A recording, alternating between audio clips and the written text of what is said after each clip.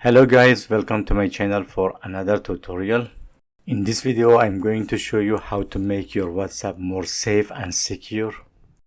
Okay guys, to do that open your WhatsApp, click on three dots in the top right corner and then click on setting. Here click on account and here click on two-step verification. Here click on turn on and here put a 6-digit password.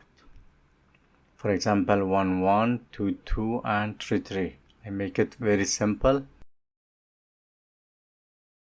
And here put your Gmail.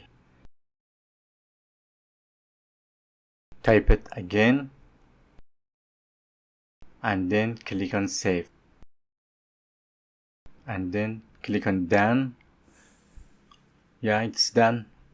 To make it more secure, come back again and here click on privacy, scroll down and click on fingerprint.